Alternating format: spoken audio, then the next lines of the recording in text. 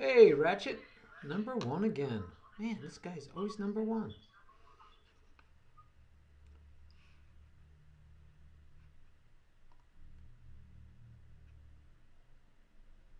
So, we have an echo for some reason. That happens once in a while. I don't know why. I'm getting an echo.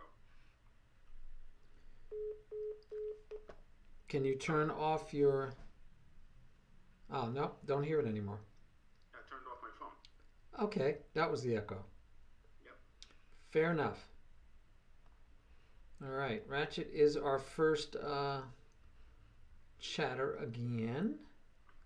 What else was it? Ratchet. Oh, and the camera is working. I just want to make sure of that.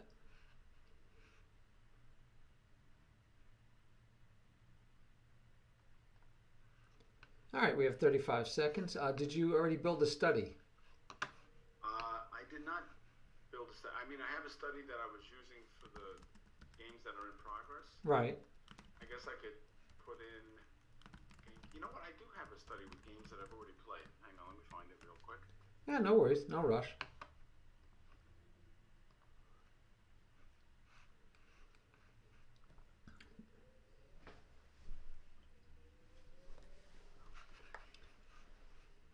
Here we go. Here we go. All right. Time for us to get a cooking. Actually, we're going to be doing 101, so I need to fix up your picture. I've got. All right. I have 11 games that have completed that I threw in the studies, and I think purposely they're all losses except for one. It doesn't matter. I mean, for the what we're going to be working on today, right? It shouldn't matter. Okay. Let me invite you to the study. So it could be a loss or a win. It doesn't matter. Yep. You're already invited, Awesome. and it's called. What is it called? Find the name. Oh, you mean I already have access? Yes, So you didn't send me an invite because I do right. get a message when you send an invite. Got it. It's But no worries. Herbs. It's your turn study.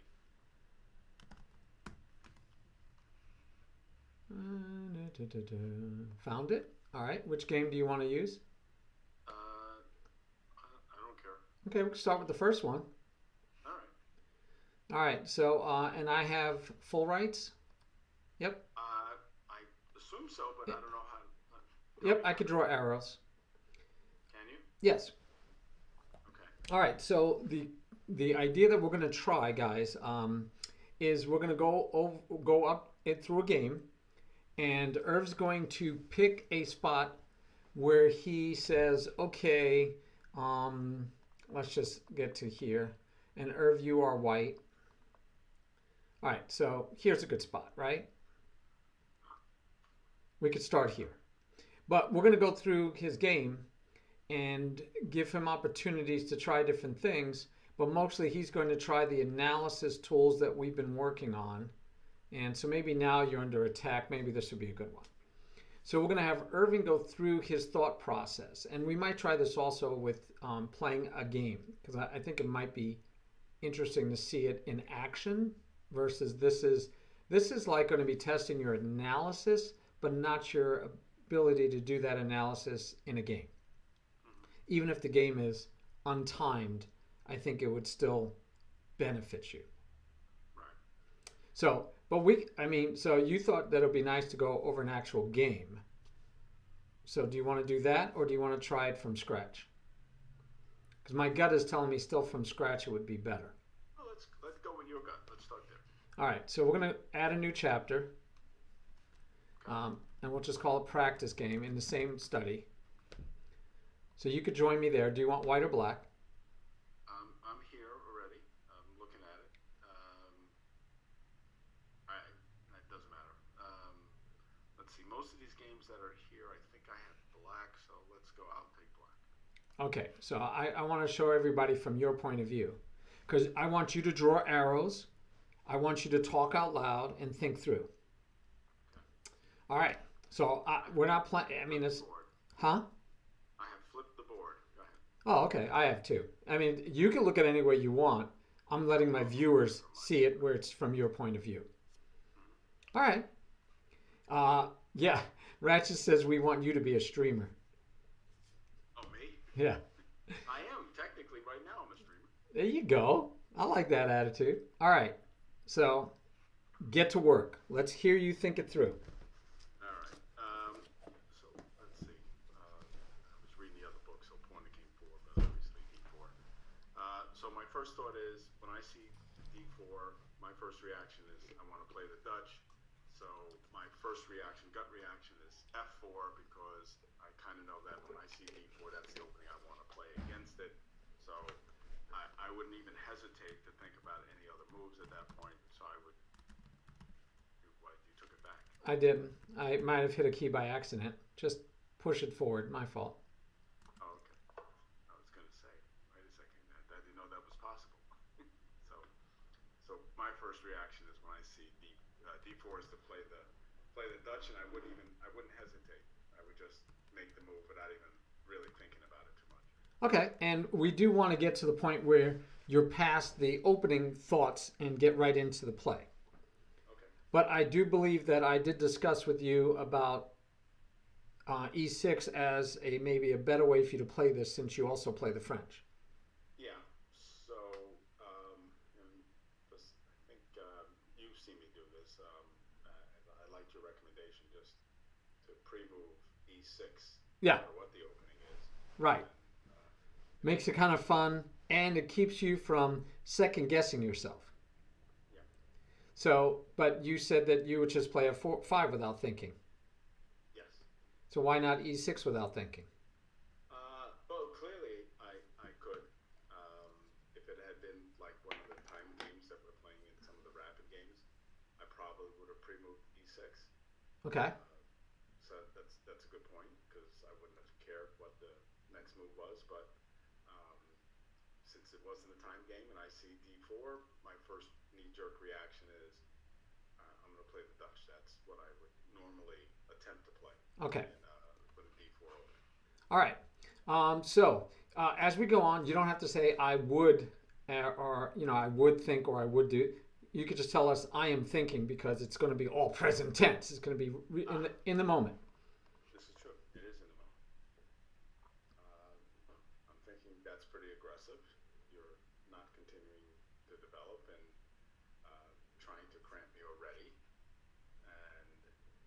And by the way, do not take into account who you're playing, right? No, I'm just looking at anyone making that move. I would think the same thing. And I would also say that that's not something I would normally see. So it would make me pause in what I would normally do with the Dutch, because to me this is not something that I'm used to seeing. So my immediate thought is continue development, or do I have to in some way respond to what I've just seen? So I'm thinking if I go e6, pawn takes pawn. If I take back with the pawn, you take my queen. I wound up being unable to castle, and I don't like that. So I'm not going to push the e pawn to e6 because I don't want to allow you to exchange queens on me so early and upset my ability to castle. So I would not do that. I could push d6, which stops the pawn from coming, but it doesn't really develop. It does open up. It's one of my.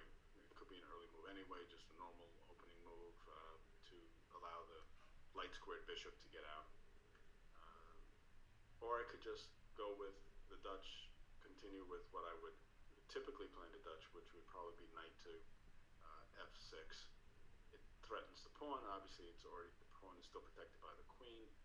If I do move knight to f6, don't know what you'd do next, or my opponent would do next.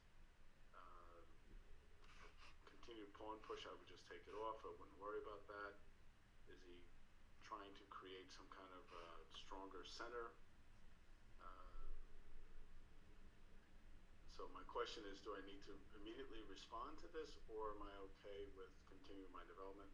My gut is telling me to continue with development. Knight to f6 is the move that I would make. That is the move that I will make. Well, so all right. So let's go back because I was a little distracted once in a while by chat, just a little. Oh, okay. But it seemed like your thoughts kind of rambled around. Oh, okay.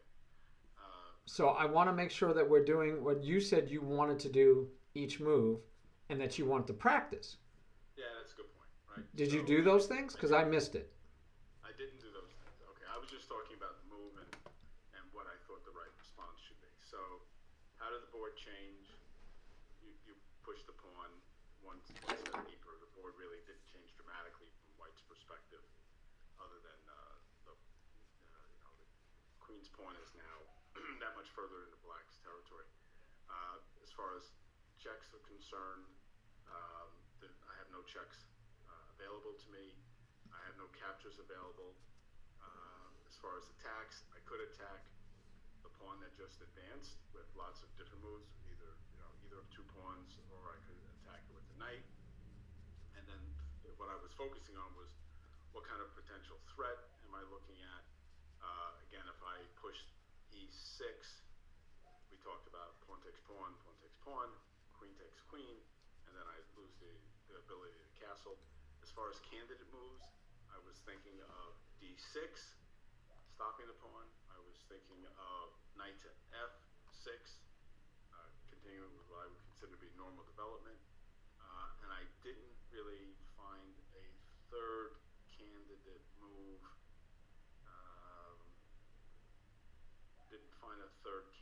I guess if I had to look now, I'd say a third candidate move might be b6, and open to potentially then the fianchetto, the light squared bishop.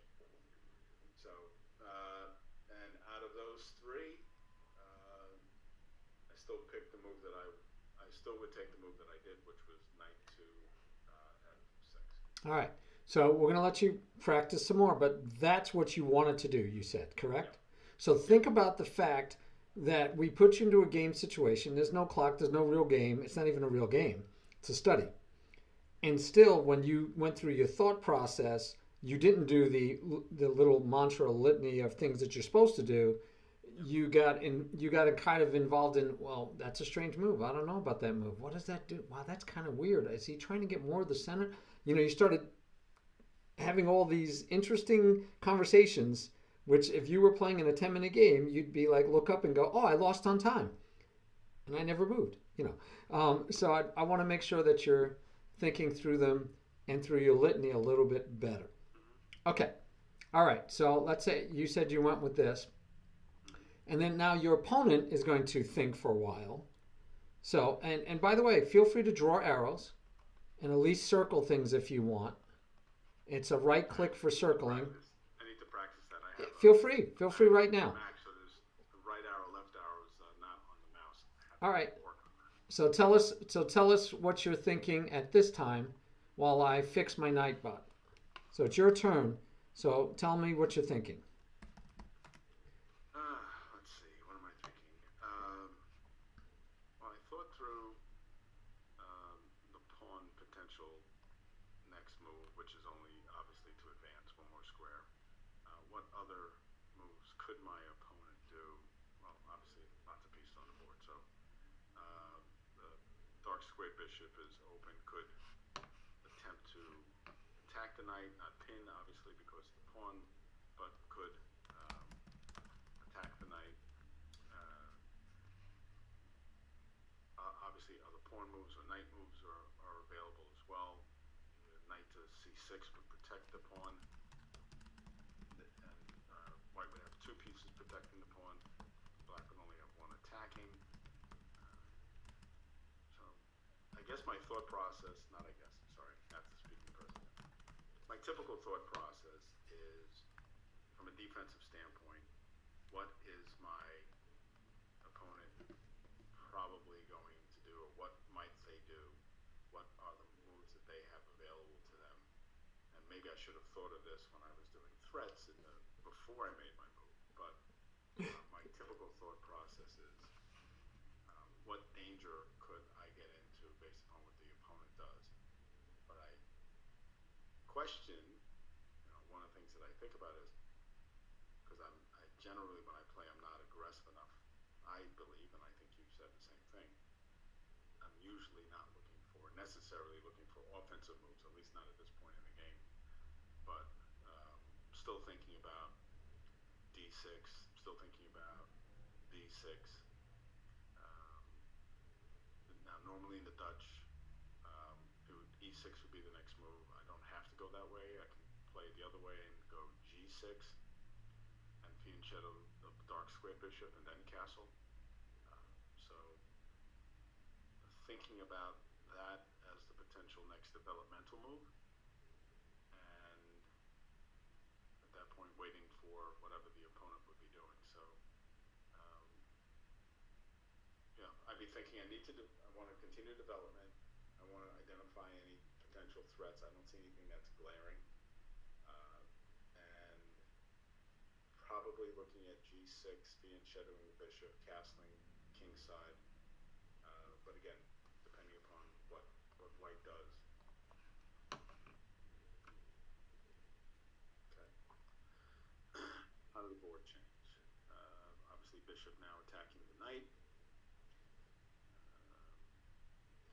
If I were to go ahead with the plan that I was just thinking of, which was G6, bishop takes knight. Oh, let's see. Hold on, that's not a sequence. So how did the board change? Changed very simply. It wasn't dramatically changed. Still protecting, white still protecting the pawn. Now is attacking my knight and potentially messing up my king side. Any checks? I do not have any checks. Any captures? I have a little. I wrote all this stuff down and I keep it right above my screen there, kind of remind me what the steps are. And the sheet is right next to of you, my brother. So bouncing around, reminding me you got to do these things. Okay, checks, no checks. Captures, no. Well, I do have a capture technically. Knight could take pawn. Queen takes knight.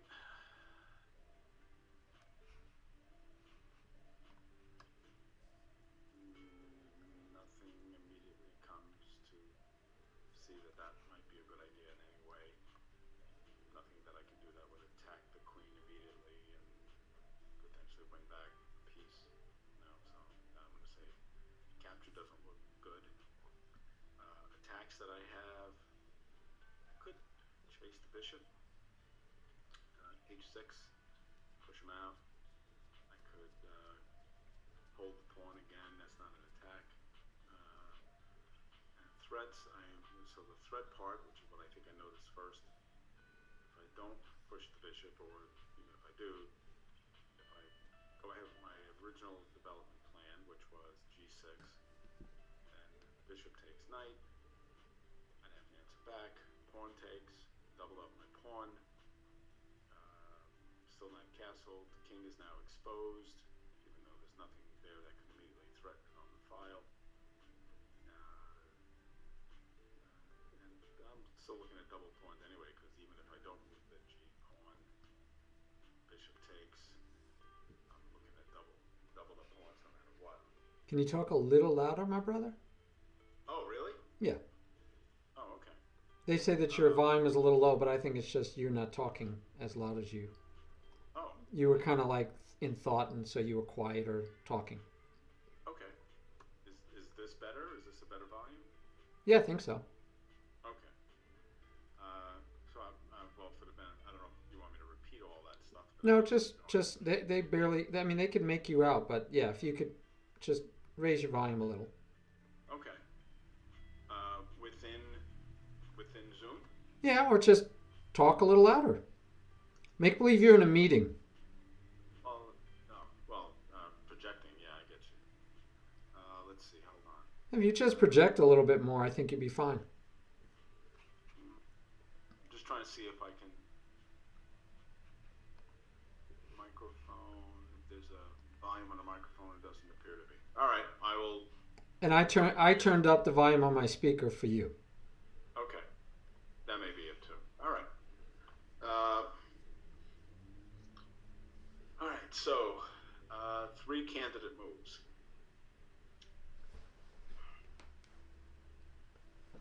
D6.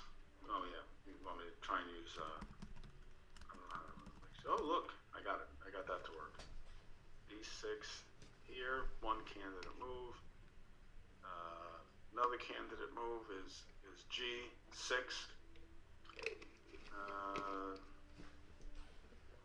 Another candidate move is put the question to the bishop. Are those the only 3 candidate moves that I would consider?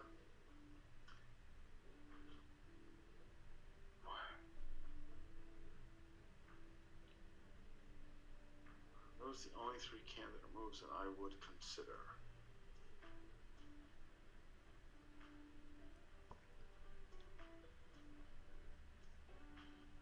If I go D6, then E6, right? I don't have to worry about taking back with the pawn. I can take back with the bishop if the D pawn takes my E pawn. Still, and if white doesn't immediately take, I could put the bishop on E7, or if he takes, I can take back with the queen. Once I've already pushed D6, I'm not comfortable. Well, I'm going to double up the pawns with. If I'm going to double up the pawns on the F file, I'd rather it be with the king's pawn, the E pawn, or would I rather it be with the G pawn? I don't know where he's going to castle. Still too early in the game. I'd like to continue with development. So there is one more attack that you missed. An attack that I have, or a threat to me? Attack that you have. Okay.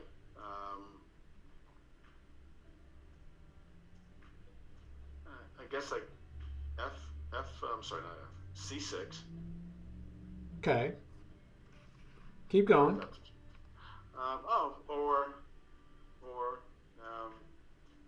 sorry. Knight here, which then threatens back on the bishop. Bishop's biting on nothing but a pawn. So one of the things that you need to do when you're thinking about attacks, captures, checks, is make sure that you identify all your good, all the attacks. Right? You missed that one totally. Yeah. Is that the one you were thinking of? Yeah, I think it happens a lot when you false pin, right? Because it's not really a pin because the pawn is still there. Mm-hmm. In many variations of different openings, this knight move comes back and attacks the bishop. This happens a lot. So for me, it was one of the first ones I saw because of familiarity with this type of situation, not in this opening. So I threw this at you on purpose to get you to start doing the technique like really fast as possible, right? I mean, okay. And I do like that you're reminding yourself to focus, but you didn't find one of the attacks, which might be one of the most standard attacks, before you went on. So the rule of thumb for you is to try to scan. I think you're thinking too hard versus scanning fast. So I want you to use your eye. It's kind of like when you're driving, right? You're a very good driver. So when you're driving through, and you drive in the city, I mean, okay, guys, he's from the East Coast, so you know he has to drive safe, and right, people don't drive very well. Too many cars, too. So you drive. Hold on. What do you mean people don't drive very well? What does that mean? Notoriously, people are reckless in the big cities because too many people have cars. So anyway, yeah, you're, of course, not you, your family, or friends. All of you drive perfectly well. I don't know about that, but I still might take a little bit of offense to that. But take no umbrage, my brother. Listen, I'm not like Ratchet who drives on the wrong side of the road. I'm not like that. So. Okay, good. Because All right. But I want you to be able to scan. Just so everybody knows, I'm not in your stream at this time, so I have no idea what you guys are chatting about. So That's true. You could be. You could take your phone out. You could take your phone out and watch the chat in the stream. No, it's always delayed too much. So. Oh, okay. Okay. Yeah. Linear says it's tripping him out seeing us side by side. So, if you. Oh, hold on. The wife is calling me now. I forgot to tell her I had a lesson. Okay. Okay. Yeah. Okay, Ratchet. I'll let him know. I'll let him know. So what we're working on today is helping my brother get better at the analysis portion that we've been trying to teach. So there's two facets. One is, what are all the things I could do if I'm under attack? But that's kind of, we want that to be second nature, right? You can interpose, you could run away, you could take the piece that's attacking you, you could protect the piece that's being attacked, or you can attack something of greater or equal value. Those are the 5 things that beginners have to realize they can do whenever they're attacked or a piece is taken. The next phase is to analyze the position, and if you use Levi-Rosman, which is fine, and I'm sure he didn't invent it, guys, but where he looks at checks, captures, attacks, and threats. So I disagree with the threats part, because the threats, I don't believe he means your threats, because those would be attacks. He's talking about threats your opponent has. So I prefer that your very first thing you look at is to determine how the position changed. And so even back here, I want my brother to look here and say, okay, this pawn is now attacking these 2 squares, this bishop can go here, and this queen has these squares. That's it. Yes, danger levels is something else. I'm not using that right now. The king can go here, the queen can go here, and the knight can go here. So these are how the position changed. My brother played here. How did it change? He's attacking these squares. The king has this square, and also conversely, someone might attack the king along this diagonal. This pawn is no longer attacking these squares. That's how the position changed. So then I pushed forward on him. How did the position change? Now the pawn is attacking these 2 squares and no longer attacking these 2 dark squares. And the bishop still has this freedom. The queen gained 1 extra square, and the king and the knight could still go to here. Otherwise, right, no other change. And I want you to be able to do this that fast. So then my brother moved here. Again, white should say, how did the position change and what's different, right? So now this is here. Not that there was a piece that could have went there, so he didn't take a square away from a piece. But now the knight is attacking these squares, where before he was attacking from his home base these squares. All right, got another move. How did the position change? The bishop went out to here, so now the bishop's only changes that the bishop is now attacking these 2 squares. Otherwise, everything else is still the same. We have these squares available, have these squares available, and these squares haven't changed. That's the way.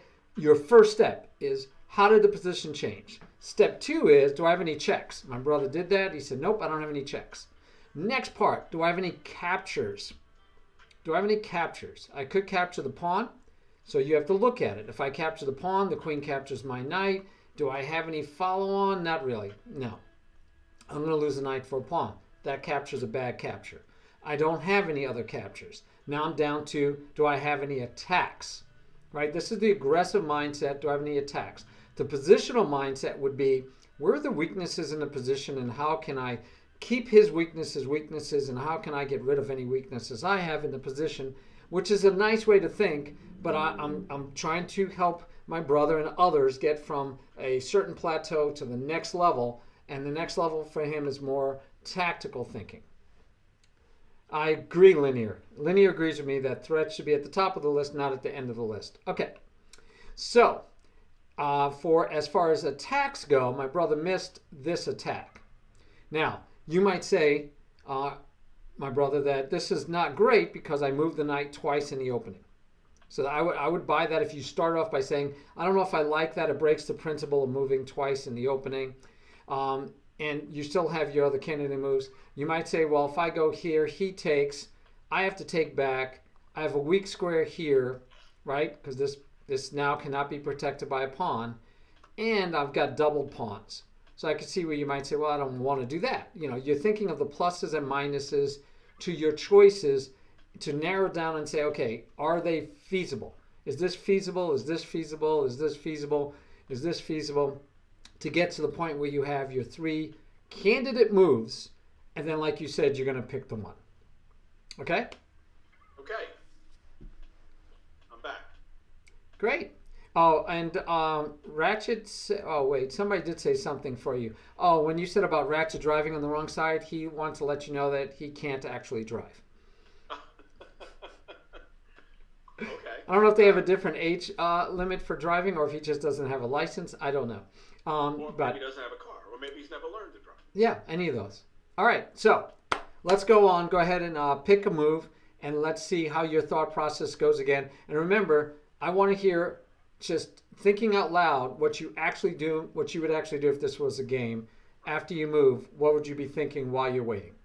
Okay, so I liked the knight move that you showed me, or I don't know, I think you showed me. I don't think I found it on my own.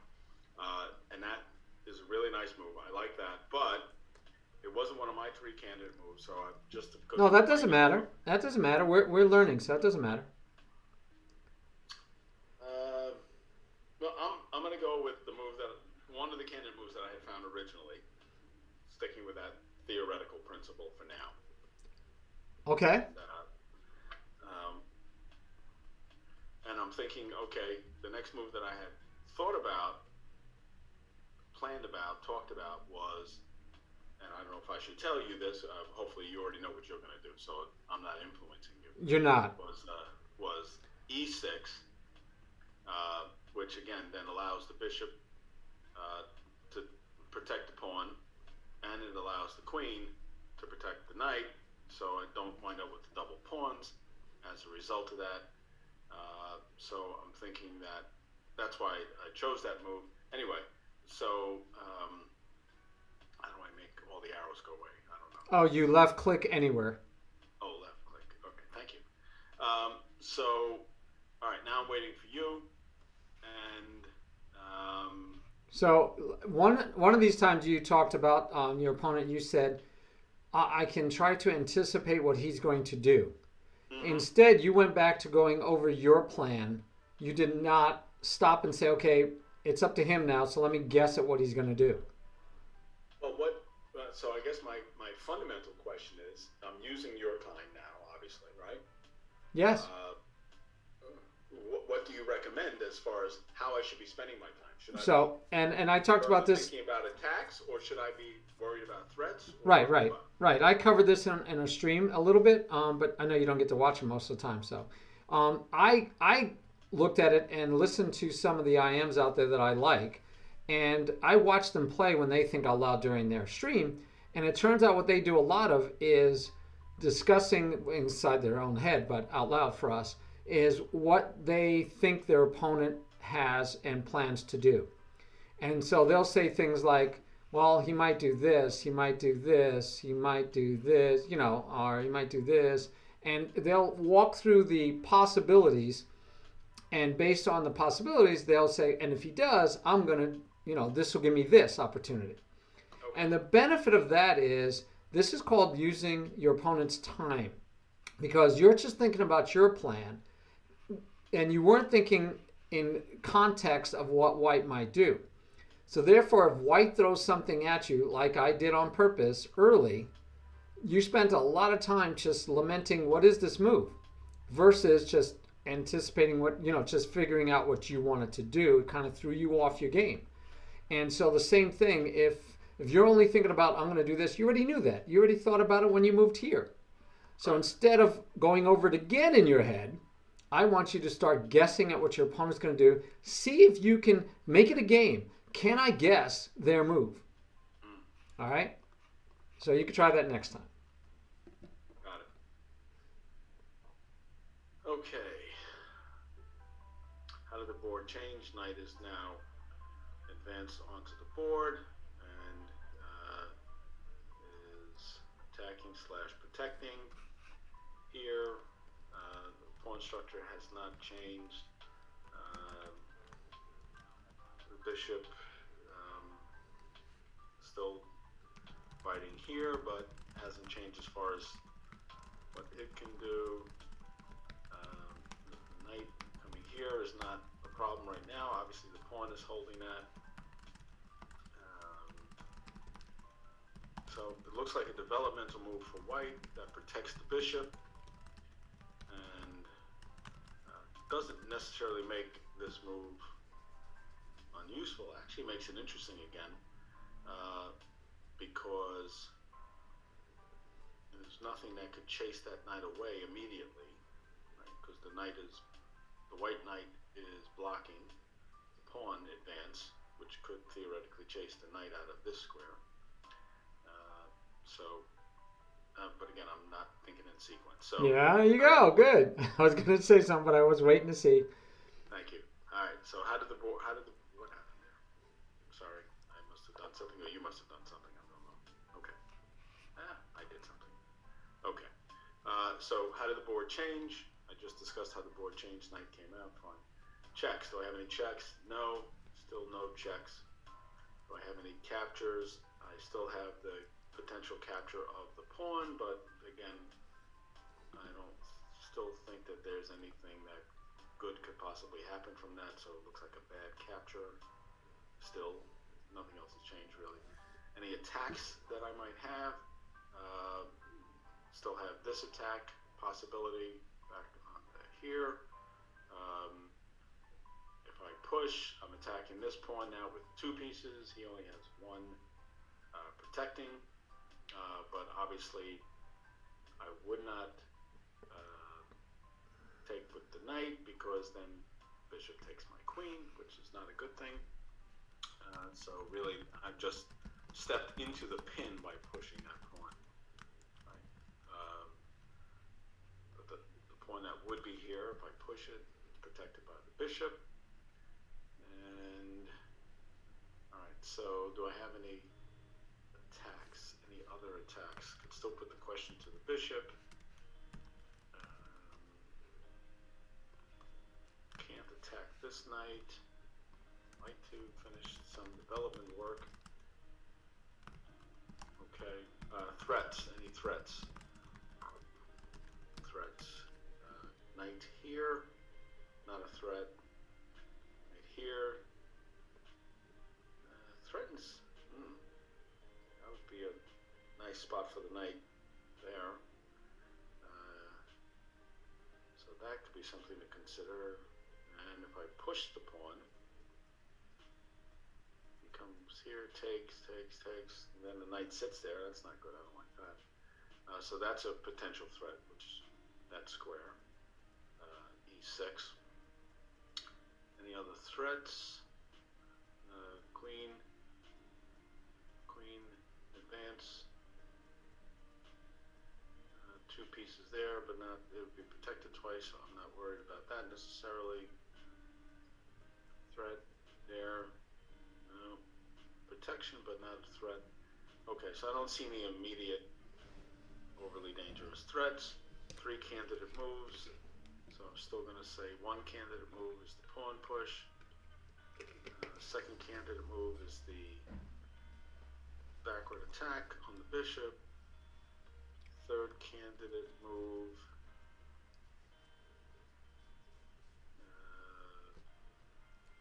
bishop here. Does that really do anything? It just develops the bishop, but gives it more scope than it has today. Setting up for the potential to do this, maybe. All right, three candidate moves. I think 1, 2,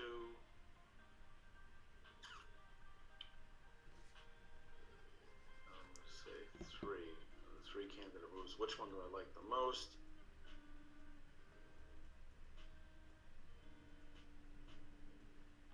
Which one do I like the most?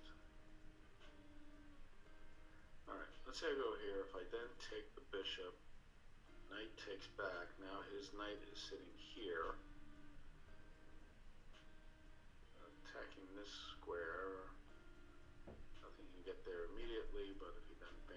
this pawn. The queen comes behind it. I'm sorry, queen. Sorry, bad arrow. Queen here. I don't like that at all. And the knight wouldn't be there to hold the queen out, so that doesn't smell very nice. All right, I'm gonna go with. Thank you. I'm gonna go with. There, that's gonna be my move. All right, so the only thing I would tweak there is you're doing the threats at the end, which I understand because that's in the litany. I like it when you identify the threats, when the position, how the position changed. You should be able to see most threats when you see how the position changed. So if you, when you get to threats, if you're identifying things you didn't mention when how the position changed, then we missed the fact that not the knight was. You showed that he was attacking these squares. But understand that if he goes to that square, what happens? Right? So that should come to mind. Don't just say he attacks these squares, because we're also saying maybe he's threatening to go to that square. Why? Because then he would attack these squares. Right. Does that make sense? Yes. Excellent. Good. So what are you thinking while it's my turn? I'm anticipating what you might do next. Good. So if pawn takes pawn, bishop takes back. I don't see that happening. I do continue to see, because I did talk about it as potential. Oops, sorry, I'm making your moves. The threat here, right? And I don't like that knight sitting there. Bishop obviously can take back, but pawn and knight. Yeah, I look at this as a weak square. How could I shore that up? Could be a challenge there if that happens. So I'm worried about that. Now, what would you? And then you said, if I see that, what would I do? Well, one thing I could do is, if he does that, I can just take pawn takes pawn, which would remove the protection from the knight on that square. Okay. So, I'm going to interrupt you only because I didn't hear as a candidate move, and I just remembered, and it was during your thinking, and I didn't want to interrupt you. You didn't consider E5. Wondering why? I did. You know what? I briefly did earlier when I was first looking at it, and then when I started doing the candidate moves, forgot about it. Okay. But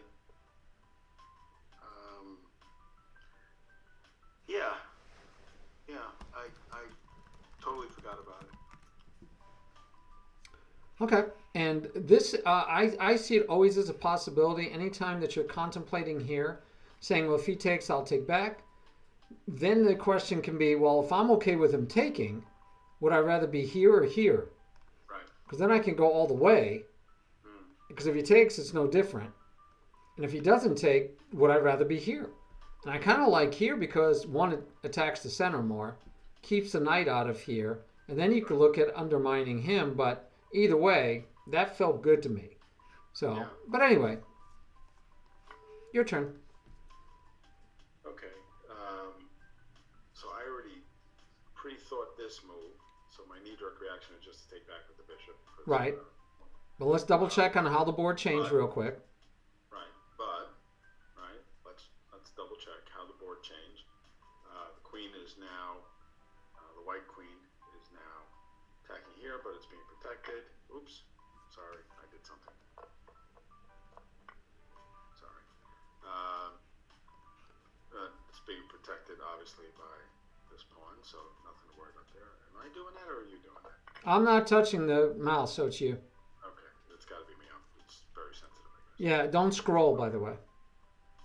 Oh, I try not to, but you may have done it anyway. Okay, so real quick, how did the board change? You took, still have no checks. Captures, obviously, bishop capturing the pawn. No other captures on the board. Attacks.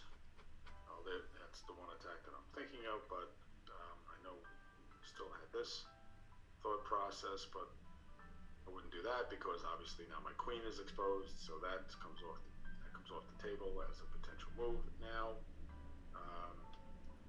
hold on, gotta do right click, sorry. Could advance the pawn. Again, putting the question to the bishop as a potential attack.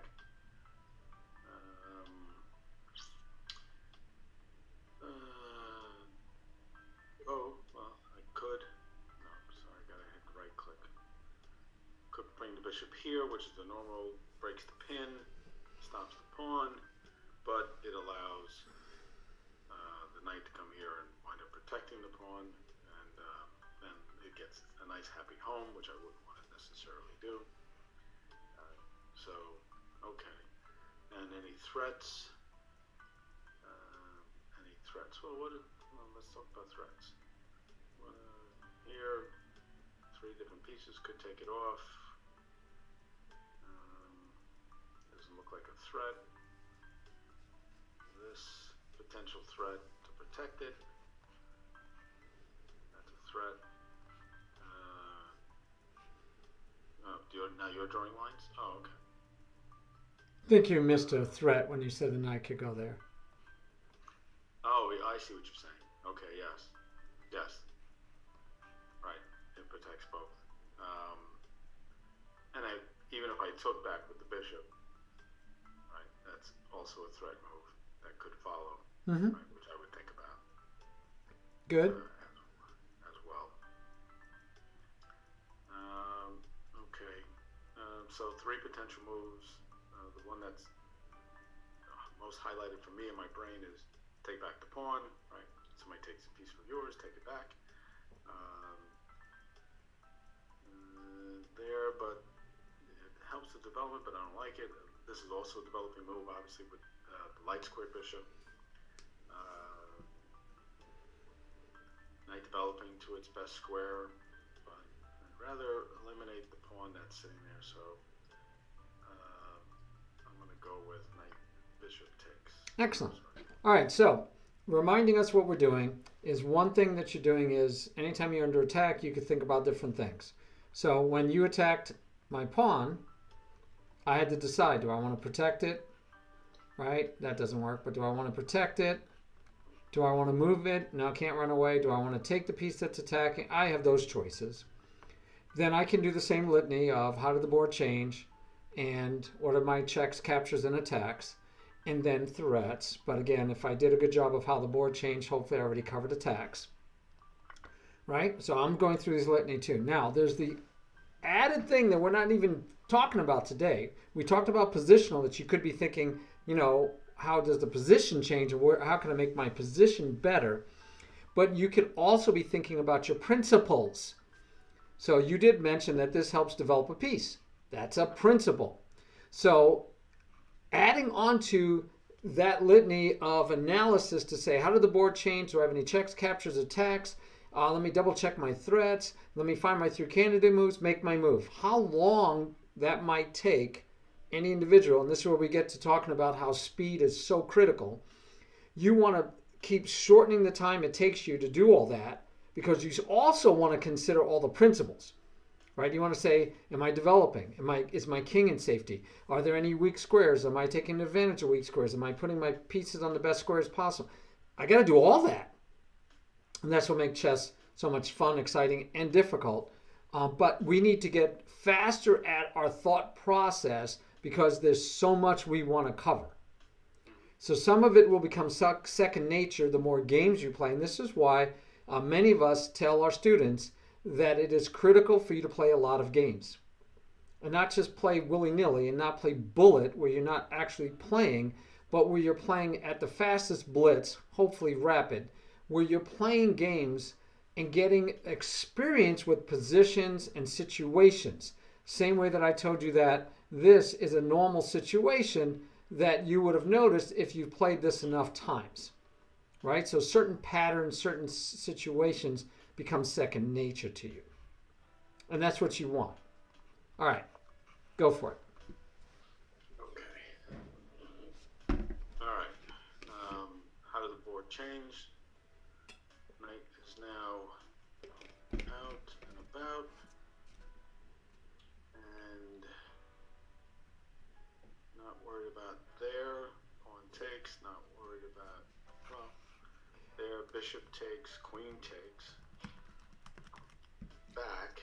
No, knight is still the pin is on the bishop on the knight here. So Yep. So let me help you a little bit. You don't have to think about if he moves here, I do this, he does this, I do this, as much as I just want you to see, oh, okay, the knight has these squares. Is that the wife deciding? No. Sorry, my wife decided now is the time to vacuum the rug outside my office. Wow. But you told her you're doing a lesson, right? I don't think she realizes it's a streaming lesson. So give me 1 second.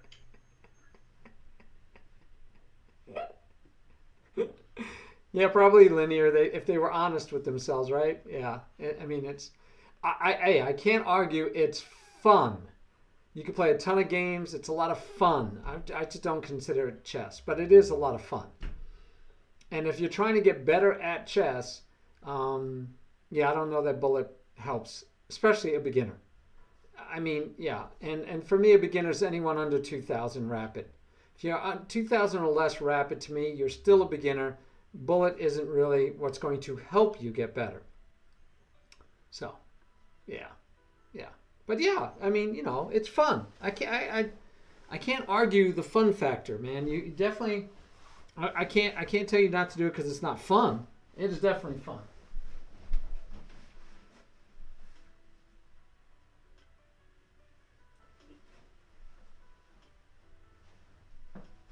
All right. The good news is it's a small rug. That is good news. Now I have to turn up the volume so I can hear you. Yeah. In other words, you couldn't get her to stop doing it either. Say again? And that's telling us that you couldn't get her not to vacuum the rug. No. She wanted to get the rug clean. I was going to do that after the lesson, but for those of us who are on the stream who are married, sometimes your partner wants things done when they want it done. So, whether you do them or your partner does them at whatever the proper time is, then that's what's going to happen. What happened? Why did I go on pause? Okay. Anyway, sorry for the background noise. Pretend it's New York City and there's cars and things going on. All right. So. All right.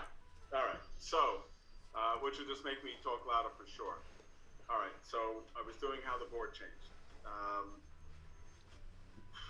What else? Queen has a little bit more scope here.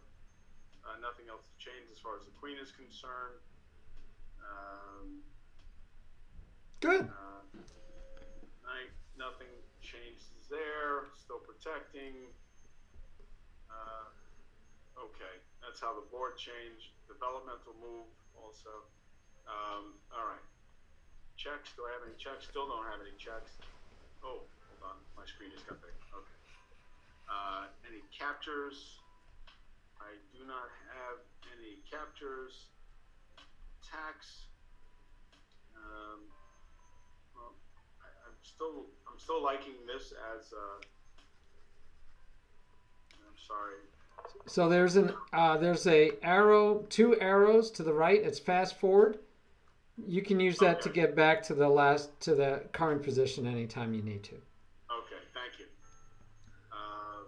So that's one potential move.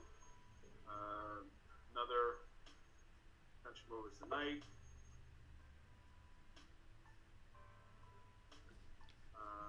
It's the knight here or knight here.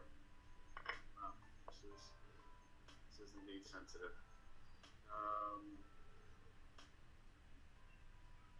Threats. What are my threats? Are there any threats that I'm worried about? Not initially. I'm seeing. And again, I think you covered your threats when you went over how the board changed. Yeah, the only one I didn't talk about then was this at some point later, but I'm not overly concerned. And you should have covered this one before you made your bishop move. Yeah.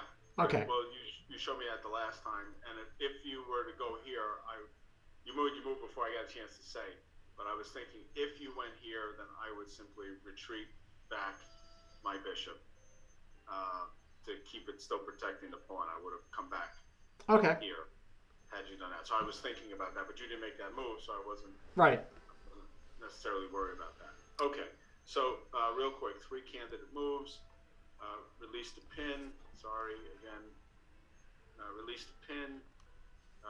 Develop the knight to its best square. Or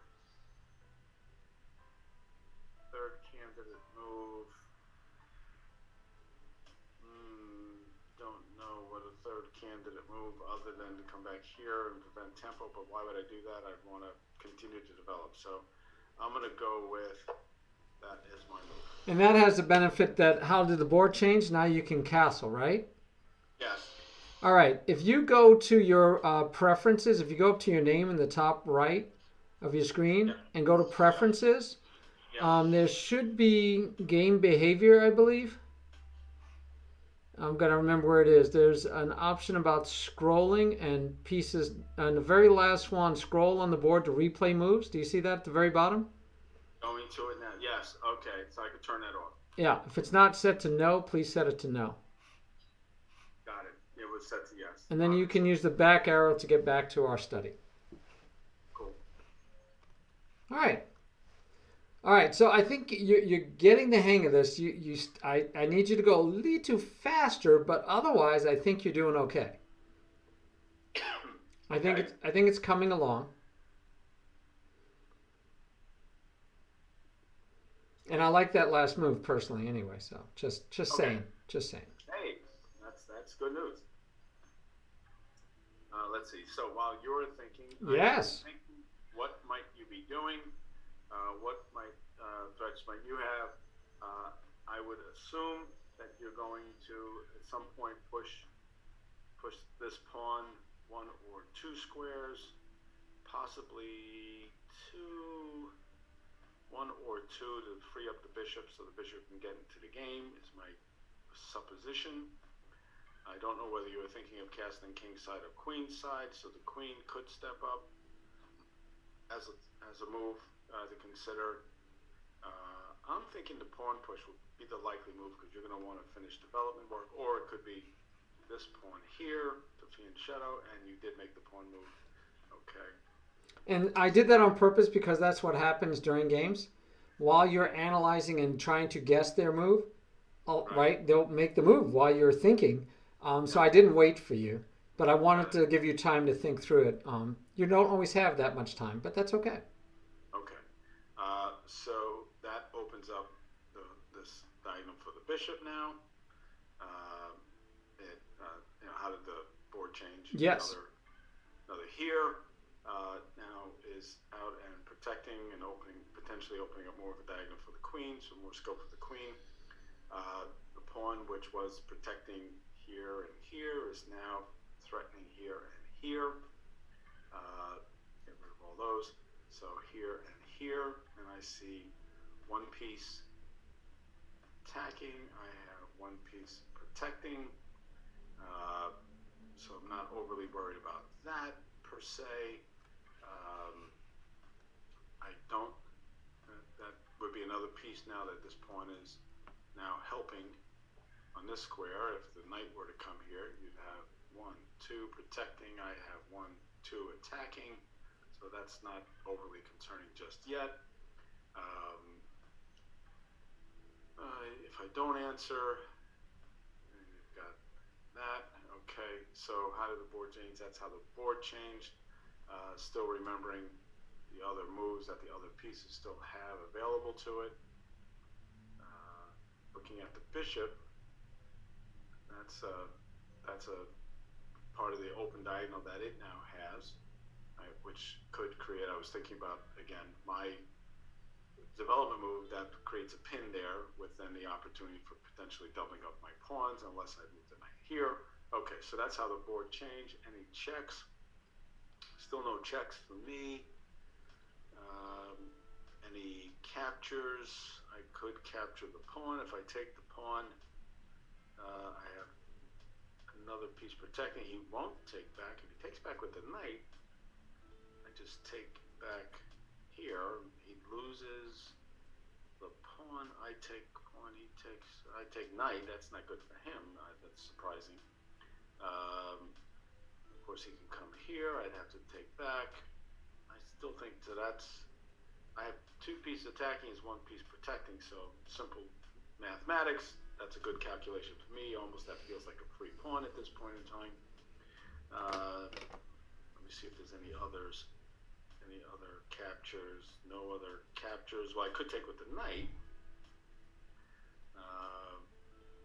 Then if he takes back with the knight, sorry, bad arrow. If he takes back, I take back. So that could work as well, and I would put the bishop in danger, but obviously it's still protected by this knight. But if I then did the exchange, so real quick, because I just want to analyze this just a little bit. What I'm thinking is knight, knight, pawn. Now I'm threatening the knight. If he takes here, I take back. Now the knight has to move. So, and does the knight have a really good square? He can come here. My knight would be missing. I'm still worried about this queen diagonal on this square. I could always castle at that point. Or do I take back with the... Okay, so 3 potential moves. I didn't do threats. That's no, not as much of a threat as it was before. Pawn takes back. Well, he's got the knight there as well. Knight gets a nice home there. Okay. And we talked about the bishop potentially coming here. Hey, P-Flight, thanks for the raid. A threat. Okay, so 3 candidate moves. 3 candidate moves. First candidate move that's jumping out is take the pawn, because I think it's a free pawn at this point. Second candidate move is castling. Third candidate move is continue to develop. I'm going to go with when there's free candy, take it, because it looks like it's free to me. So I'm going to take what I think is free candy and see where I'm wrong. So we are doing a one-on-one lesson with my brother, and we are working on what Linear Stark, I like the way you said that, Linear, having a consistent thought process or pattern. By the way, I liked your knight take better than this. I did like your knight take better than this. One of your candidates should have been possibly the castle, since the pawn, if he took, you were protected, like you said. Just a candidate, or at least a thought. I didn't hear that you checked. Yeah, that was one of my candidate moves. Okay, good. As long as you checked it. All right, let's go. Oh, okay. So, let me say this also. At this point, guys, what my brother normally is doing is he's looking at checks, captures, and attacks. Threats, instead of being the last thing, even though it's written on there, our first thing is how did the position change, which should include most threats. But double checking threats at the end is not a bad idea, so you don't miss like a mate and 2, right, that was sitting there. So I'm fine with that the threats come again at the end, but hopefully you identify the threats when you first start and you look at the how did the board change. Then we talked about that while you're doing all that, you need to think about the principles, which is tough, right? Because you got to add that to the mix, that you got to go over the principles all the time. And on top of that, he found this position when he got into this position, checking for his checks, captures, and attacks, that it was complicated and he had to do something he didn't really do much of until this point, which is called calculating. He had to look and say, if I do this, he does this, I do this, he does this, I do this, he does this. He had to calculate out the possible lines.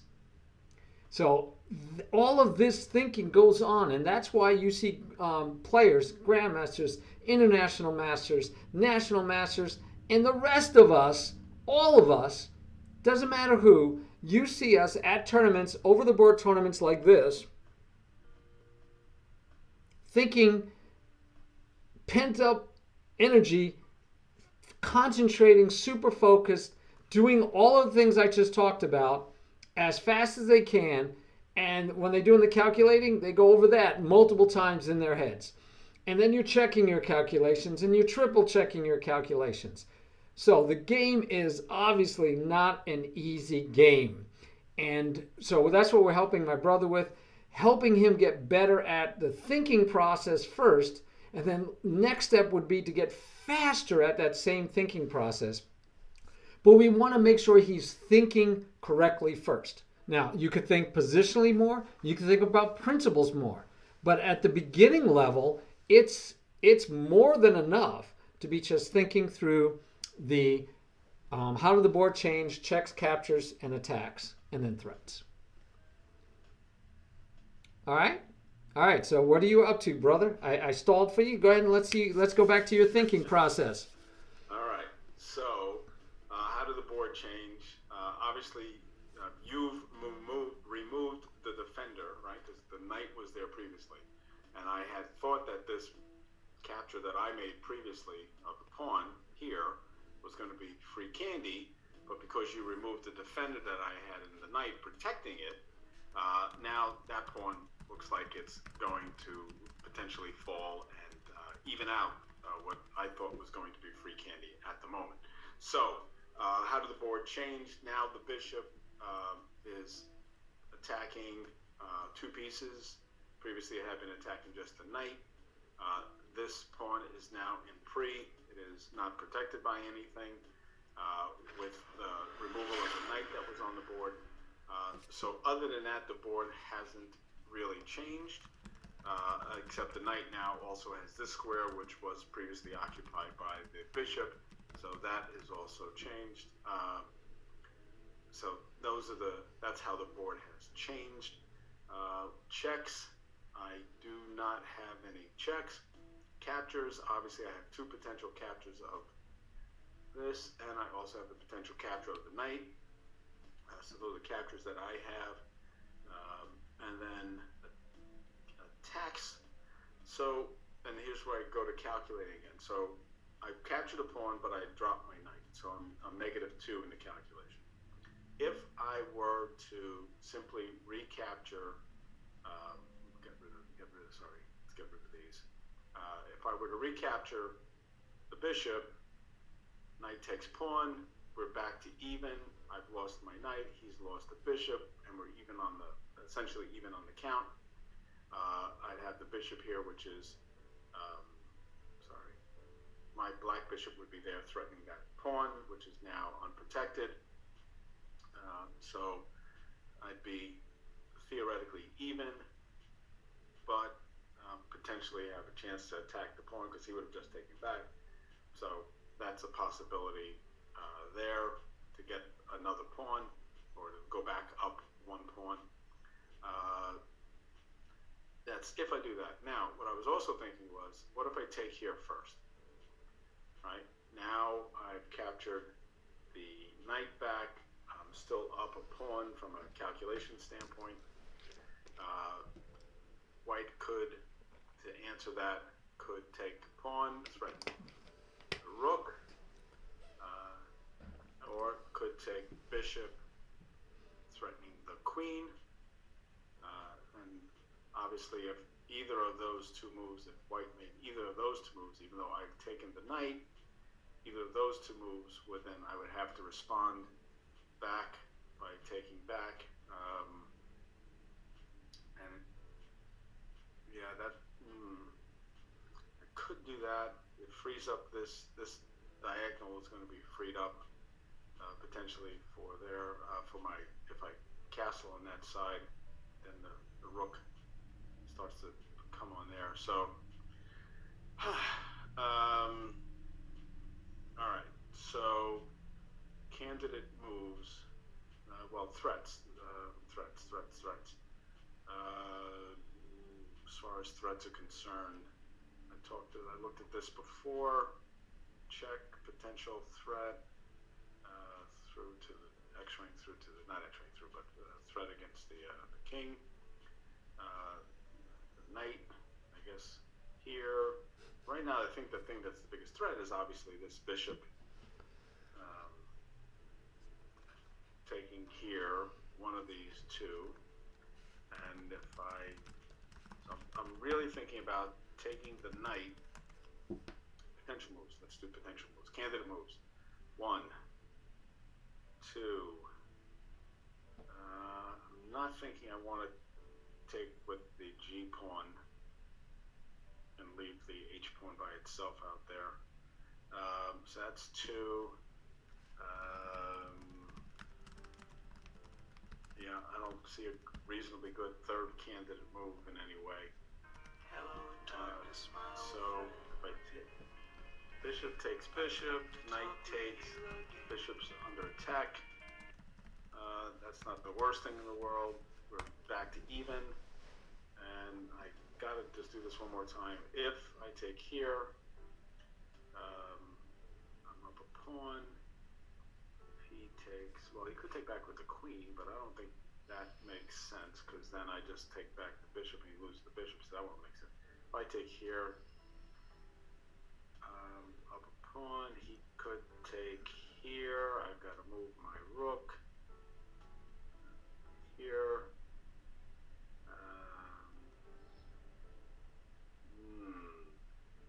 All right. This is where my brain starts to hurt when I play games, but let's go here. All right. And yeah, I like it that you say it's where your brain starts to hurt, because that is part of the equation, right? So I did notice that when you were saying, what can he do? You said threats. Let me check what he could do. You said here, you said here. Here, right? But it's your move. You didn't you identified this one later, which was good, but you didn't think of it right away when you said, what could he do? And I'll say it this way. When you said, what I really mean to say is, when you said that you were looking at doing this, and you said, what can he do? You said he could go here, he could go here. I don't think you said anything about taking here. And that's, go ahead. I did say the queen could take back. Okay, good. You didn't cover this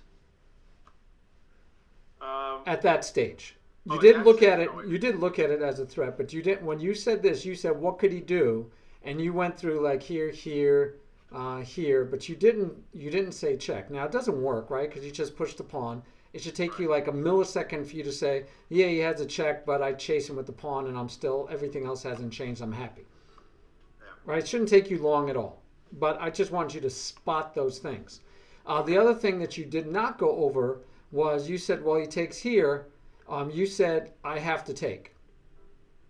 Now, it's okay that you don't see any further, right? Because you can wait, make the move, and then look further. But again, I'm just saying that later you're going to get good enough where and I'm going to do this move, because I already did look at this, and I looked at what happens next. I did not look where you had to take. Not that I'm not saying that you shouldn't. Yeah. But you can take. I know what you're saying. I thought about that move, the one that you're just showing now, right? Real quick in my head. I didn't say it out loud. And I would have looked at it harder if there was a check, if the move created a check, right? Because as an in-between move, I know you said, there's always look for in-between moves. So to me, that's an in-between move. It might have created, if it had created a check, then I would have looked at it more closely. When I saw that it did not create a check, I stopped and really just kind of wiped it out of my brain for the moment. So that's kind of why I eliminated that in my thought process. But okay, so how did the board change? You've taken off my black bishop. You're now threatening my queen, obviously. And that was really the only change. Now my black square bishop, which is was here, is gone. So that's also a change. This file is now not open, but I have some scope if I put my rook there eventually. Now checks, still no checks. Captures. Oh, sorry, my screen, you can't see it. I just put it in the background. Sorry. Captures. That's a capture. That's a capture. I have 3 potential captures, and that is all. Attacks. So let's say let's follow through. You said you've already looked at it, but I haven't looked at it. Right. So I come here. Let's say you already got the bishop, so you're not worried about that. So if you were to come here, bishop takes pawn. You now have this attack there, which I would, very likely get my queen out of it under attack, and you wind up taking this pawn and then winning the rook as well, which I don't think would sit well with me. If I took here and you took the queen immediately, I could then go get a queen back by capturing your rook, right? Which you probably would not want me to do, but that's a thought process. Take the pawn, you take my queen, I make a queen, you get your bishop out of town. I don't know, I didn't even do the math on this. I got to figure out, there's no score on the side. They told me who has what. So what's off the board? I've lost the knight, I've lost the bishop, and you've lost one knight and your other bishops in pre. So right now, I'm actually down material here. So, and pawns, 1, 2, 3, I'm down 1 pawn, you're down 2 pawns, so I'm up 1 pawn. So I'm down 2 points at this point in time. So if I were to take the pawn, I'm down 1. If you capture my queen, I'm down, well, let's say queen is 10, or 9. Now I'm down 1, I'm down 10. I take back the rook, down 5, but I get a queen back, plus 9. Yeah, an easier way for me to look at it is if you take the pawn and I take your queen and you take my rook and get a queen, I'd have in white would have in minor pieces 2 bishops and a knight and a major piece of a rook. You'd have a bishop, a knight, and 2 rooks. So you'd be up the exchange. Okay. Even if I saved my bishop, you'd be up the exchange, is the way I would go through it in my head. Got it. Yeah, I was looking for a simpler way of doing that. I'm more worried about the bishop. Am I worried more about the bishop here? If I take bishop here, I take back, you get the pawn, and then you get the rook. Even if I don't like that. So I'm going to eliminate this as one of the candidate moves because I don't like that diagonal coming to play. So the other candidate moves would be take back here, come back to even. Obviously, if the queen takes here, I won't be able to castle because I can't castle through a check, which would mean that I have to either find a different. And the queen there still has that threat, but I could put the knight to block and further my development, or I could put the knight here in case the bishop comes out and says hello. I can push the pawn. A lot of arrows, sorry. Okay, I'm going to narrow this down very quickly, and I'm just going to take the bishop. Good. I really like, that is the first time I've seen you use this technique, and I think benefit from it greatly. That was the first time I think I've seen you benefit from it greatly. So, excellent job. Excellent job. Much better than what I normally see. So Previously. yeah, no, good job. Okay. All right. While you're contemplating, I'm contemplating. So I think queen's going to take pawn.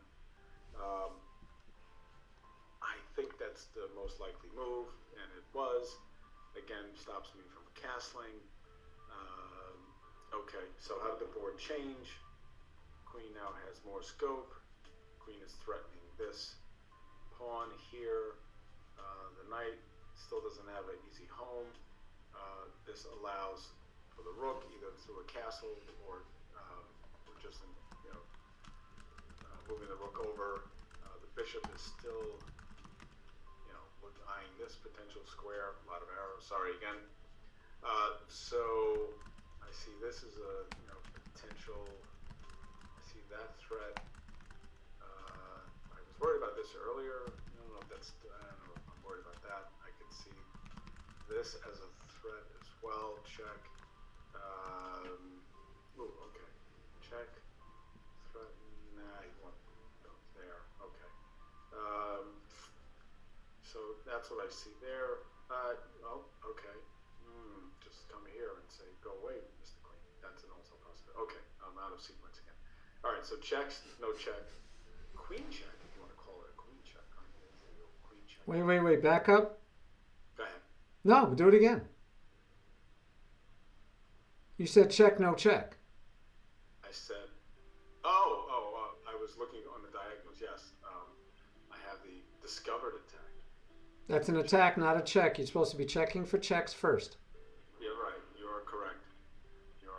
Or is that a check? It is. It's a discovered attack check at the same time. Double whammy. Ooh, I like it. The most favorite check possible. Favored would be actually double check, but I'll take it. Actually, the favorite would be a double discovered attack check. Double secret probation. Okay. So checks.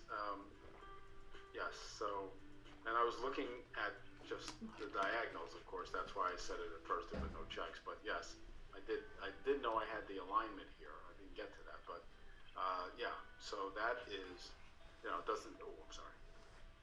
Bishop can go anywhere, right? Can do anything it wants to. But if it's going to do anything, I'd rather it do this. But of course, that doesn't mean that I win anything necessarily, because his queen could come here, protected by the knight, and get still, I don't win the exchange on that, but okay. But that looks like fun, if nothing else. So check. So yes. So move the bishop, go and check. That's one option. That's a check. Captures. No captures. Could you go over the checks for me again? I missed. I think I didn't actually see you go over the checks. Okay. So do I have any checks? Looking at where the king is right now. Dark square. I have no dark square bishop, so I have no dark Very square good. bishop. Right. So the only way to attack the king in its current position is with a knight or with a rook or a queen. So moving this bishop creates to any place. Good. Right. Is a check. So you need to look at all of the places you could go, because all of these are checks. Yes. Okay. Yes. Now, so please, quickly, don't spend too much time. Find if there's any of those that look feasible, and then I would feel more comfortable that you looked at all the checks. Considering just that, I move the bishop, I get a check, yeah, that's stopping one step short. Right. Okay. Okay. As you've said many times, where's the best place to put the bishop? Yes, because you have a free move. Right, exactly. I have a free move. So what's the best free move? Where's the best place to push the bishop? And that's what I was up to, which is attacks. Right? Where's the best place to put the bishop? Good. So, I feel better already. okay. So win a pawn. That's one potential place. None of the other squares. Well, this square here threatens that bishop. Good, bad, or indifferent? Is that good, bad, or indifferent?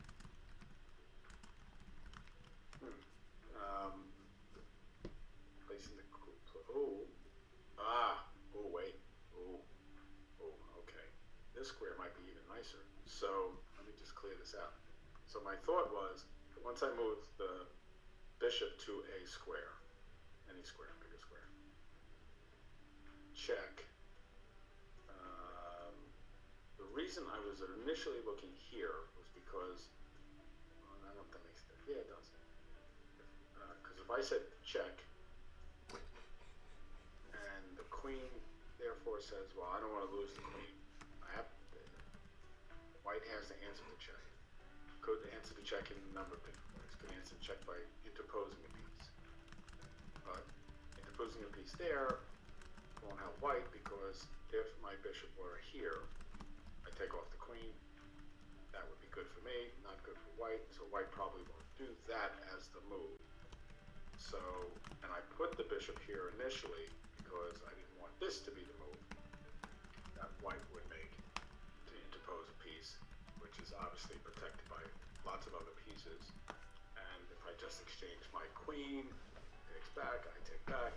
So, and white reserves the right to castle. So my initial gut reaction was put the bishop here, which would force the white queen to find a different way of interposing or blocking, which could be here, and I thought also could be here with the queen, which gets the queen out of danger, and blocks the check, and sets up the need for white probably to exchange one of these two squares. So that was my initial thought process of why putting the bishop here made sense. However, is there a better place? Could I put the bishop here or here? If I put the bishop here, I'm still threatening the queen. Queen can't come here because now I've just taken again. Queen still could drop back, and if I do put the bishop here, the knight's now attacking it. There's nothing protecting it sitting if it's on that square. But I do have a check that it would have to answer. So one more time, bishop here, check must be answered. Could be a block. Then I would win the queen, so that's not likely. The queen would definitely want to do the blocking because it's under attack. So again, here, here, here, here doesn't make sense. The queen's going to go here, which if I take, messes up the pawn structure. If I go here, just a couple of pieces still protecting it. So I don't see how I'm going to outright just win the queen. Thank you very much. So if that's the case, where do I want to create the check in a way that works the most advantageous to me longer term? So I'm thinking here, which forces the queen potentially to here or here. It's here, queen takes, knight winds up, the knight will wind up here, my bishop here. Or do I just take a pawn? But if I take a pawn, there's no, let's see. If I take the pawn, queen doesn't have to, anything could get in the way. The bishop, they put the bishop here, you put anything there, and I just move my bishop back, and I come away with a free pawn, but it opens up this attack here, but is a free pawn worth that attack? Okay, so candidate moves. Candidate moves are 1,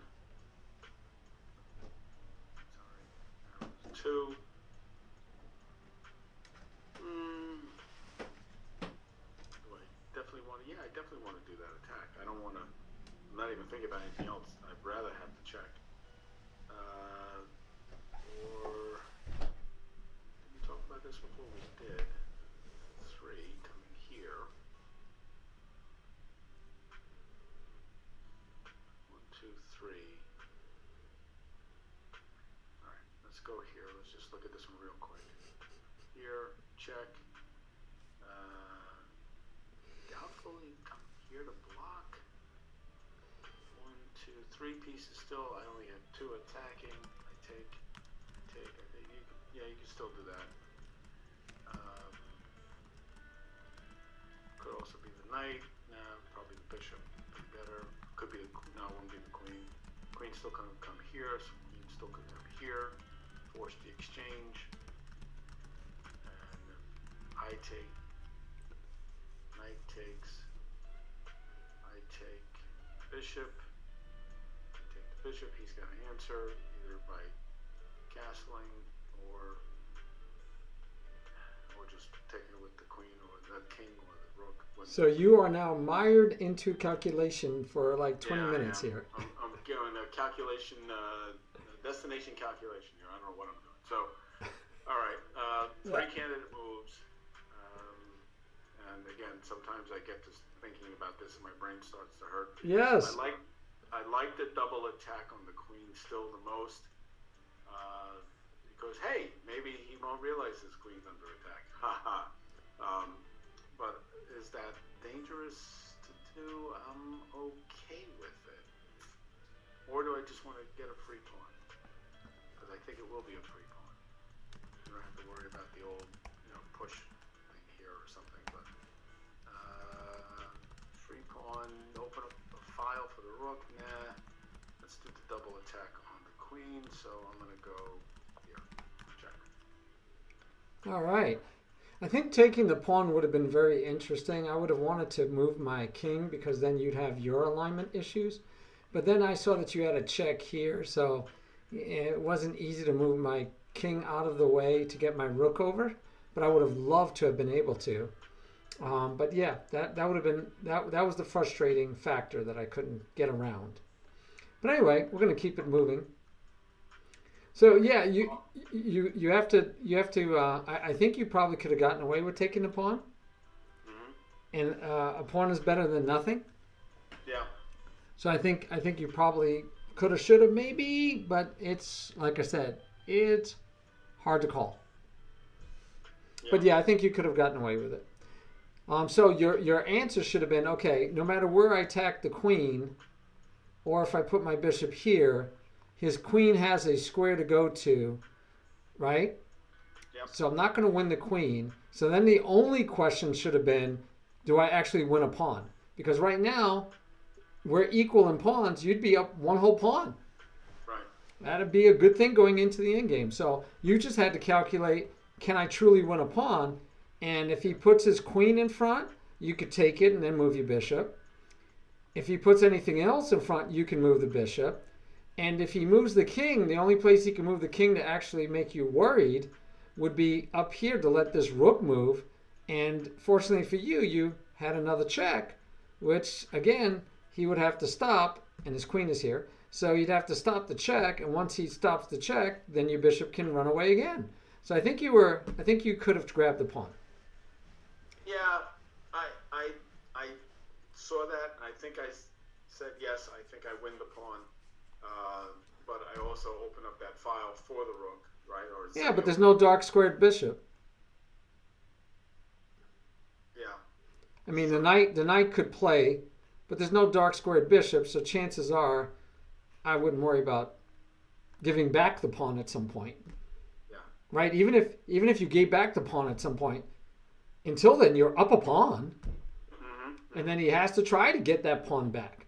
But either way, this is a great example of how fast you need to be able to do things, because if you're playing a correspondence game, yes, you could take hours, but it'll burn your brain out too. So you need to get to a good rhythm of, oh, you know what? I'm down to two options. I take the pawn or I don't. If I don't feel comfortable about taking the pawn, let me see the best place I want my bishop after we trade. Right? That would be the bottom line. Where's the best place I want my bishop after we trade? And other than that, then you don't have to worry about it. Alrighty. Good. Okay. So I had pre-thought this out. I was going to exchange queens at this point in time, but let's just check and make sure that I'm not missing something else very quickly. Like that attitude. This is now under attack, so I can't just ignore this if that was my thought process. If I wanted to, I'd have to do something there. Could do something crazy like this, but then that opens up. You can't go check there. Sorry. We get the opportunity potentially to castle yourself, or like you said, step up in some way. Do I have a better move? I don't see an immediate move. Okay, so that's how the board changed. Obviously, the threat here, threat back. Knight would have to take back. That puts his knight here. Is there anything that I'm overly concerned about at that point? I would probably, if he did that, I would probably just castle, get my king into a little bit of a safety mode, even though he still has his light square bishop available for this. Attack on my king, and I'd be one move away from at least being able to castle queenside. Okay, so checks. Do I have any checks? Yes, I have a check. Take, capture, check. No other checks. Captures the queen. It's the only capture I have. Attacks. That would be an attack, obviously. Let's check, which is going to be answered by here. Any threats? I have threats. If I don't do something, I'm going to be in a lot of trouble. Because if I allow his queen to take back, right, the queen takes. The only piece I can take back with is my king, which would not be good. And this is still under attack here, which means I'd have to do something with that. So I'm not going to spend too much time thinking about this because I think it's the only thing that I'm going to do that's going to make any sense, at least for me. Okay, just like I thought. And now I was thinking about castling, but let's think that through. How the board changed. The knight that's here is now here. Bishop preventing a castle on this side. Bishop's not under immediate attack. Could be later, but not right now.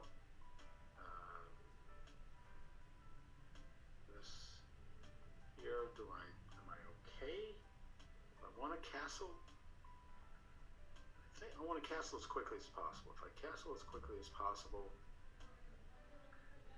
I can get the rook one move later here, pinning the knight, assuming it's still there. It probably won't still be there at that point in time. If I did the castle though, bishop comes here, check, king goes to the corner. Am I okay with that? I am, because one move later I can get this knight out. Sorry, more lines. I can get this knight out onto the board, and then the rooks would be connected, which would be a good thing.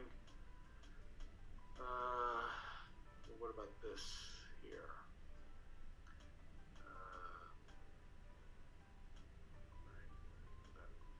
Two pieces there. I have my rook there. Check with the bishop. I'd have to move the king away, and then I'd have to worry about that happening. He can't immediately threaten my king. Just think this through. Threats. Check. Here. Can't just push because then this falls with check. And this falls. I could answer that here, which would be fine. It allows me to castle again. I'd much rather castle queenside. So I want to get the knight out. I'm going to say candidate moves. Right click, 1. Castle, right click, mouse is sensitive. 2. Third potential move. I don't know if this is a reasonable prophylactic move, stopping this from coming here. But I'm going to say those are the 3. I like this one. I like the knight move because it develops more than this move. I like this move because it puts my king in safety, but it's really not in safety because of the open diagonal. So I'm going to say the move I want to make, and I'm going to make, is knight here. Ta-da! All right. The only thing I would tell you is that you're thinking about the knight taking with check, your king moving here. I take it.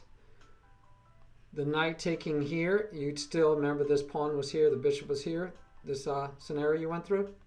Yeah. that the pawn is here, your king is here, the knight is here. If the knight takes here, you lose the bishop. I don't have a bishop. I lose the. No, I mean white loses the bishop. Oh, it does.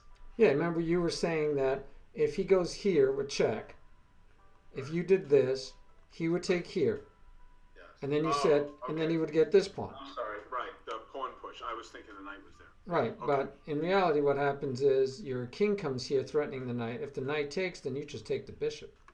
Yes. Okay. And by the way, all this time, I can't put a rook here to threaten you. Mm-hmm. Mm-hmm. Anyway, so just pointing out that your calculation was off a little bit. Yeah. That's a good You point. forgot that the king would come and attack, and he'd have two pieces under attack at the same time. Yep. So he's going to lose one of them for a couple of pawns.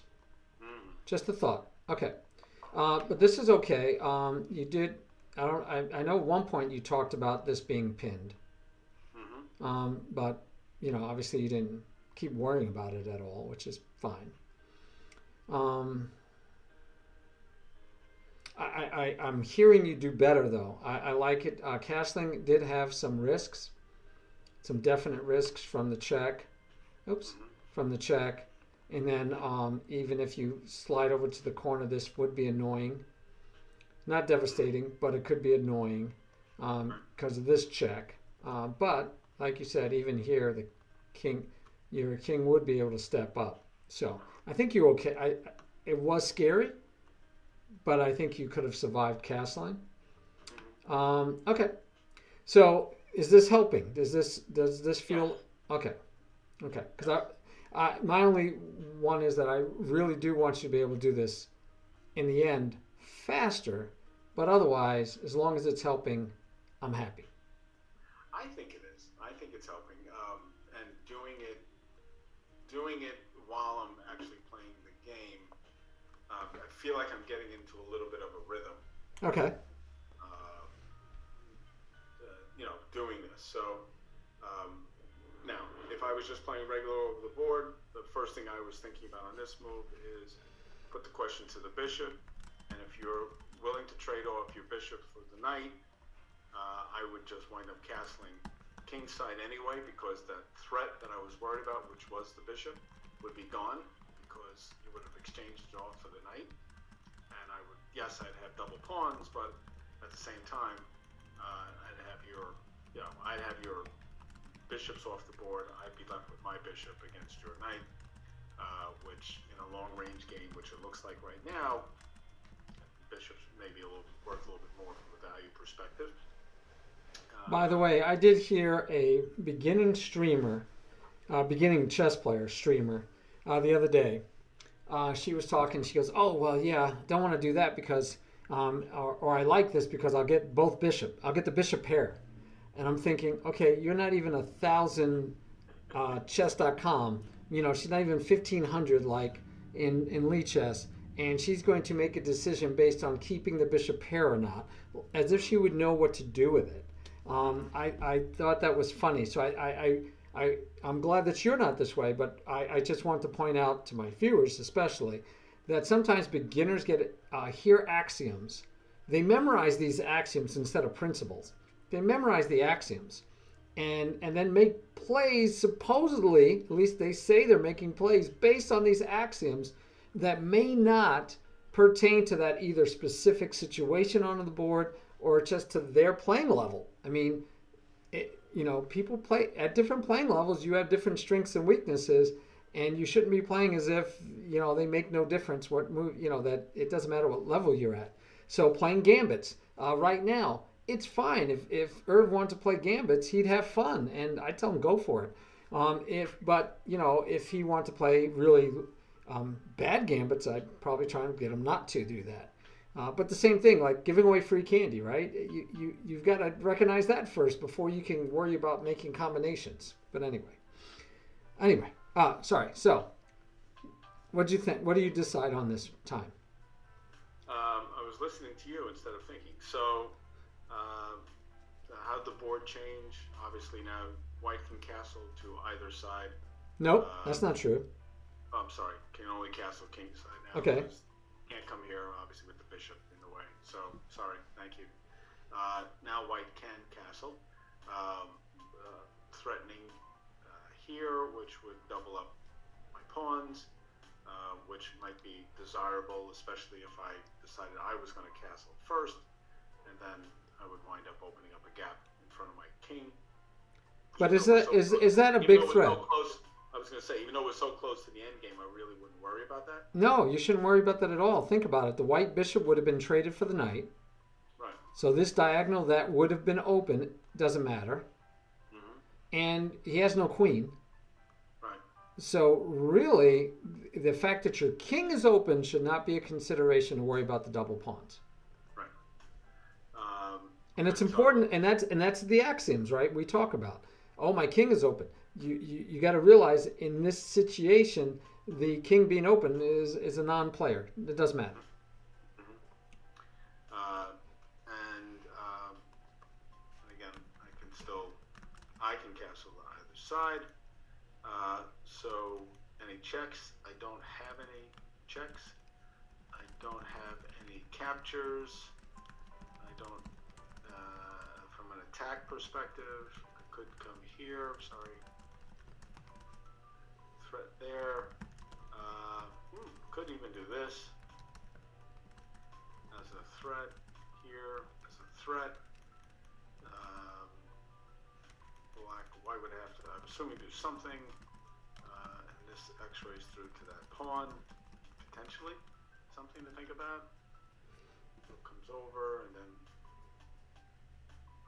would have two pieces on this. Interesting there, okay.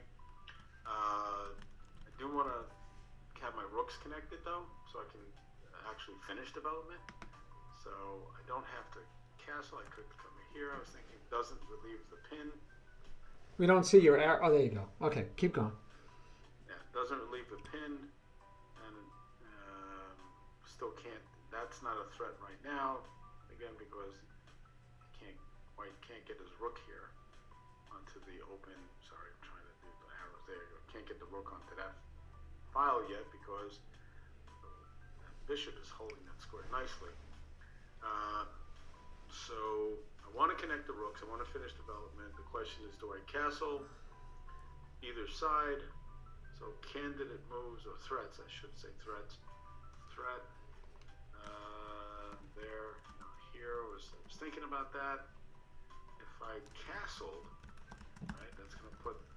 Now that square becomes dangerous because that would be a fork between the two rooks if that were to happen here and then here.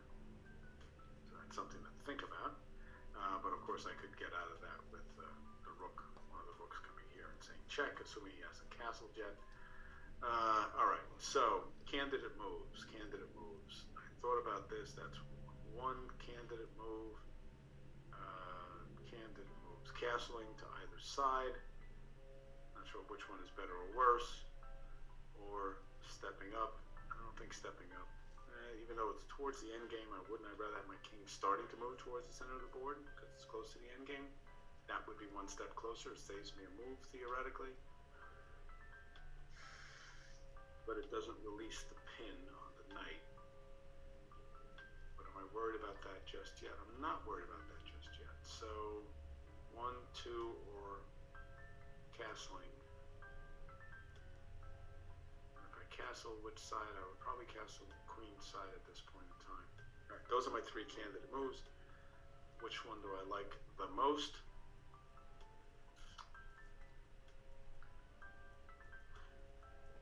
I'm going to say, since we're closer to the end game, it doesn't release the pin. No, that's the only thing I'm debating. King to here to D7 doesn't release the pin, whereas castling to straight queenside castling does release the pin. Make a choice.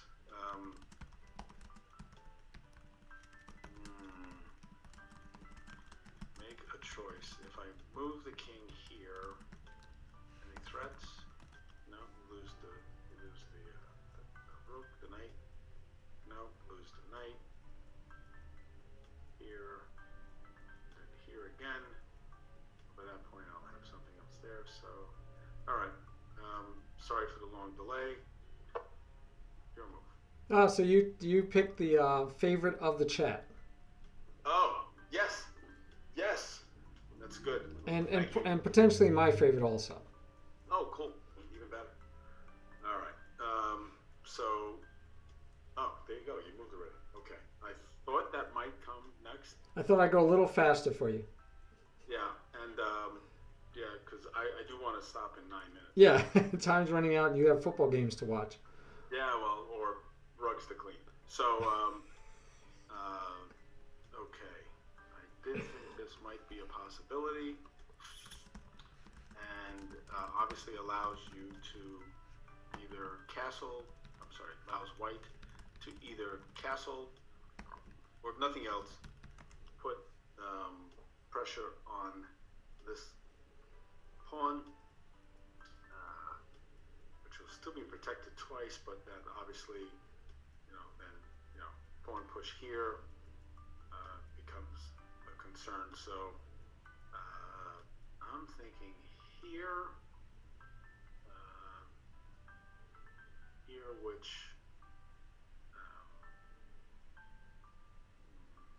I like keeping the pressure on the knight.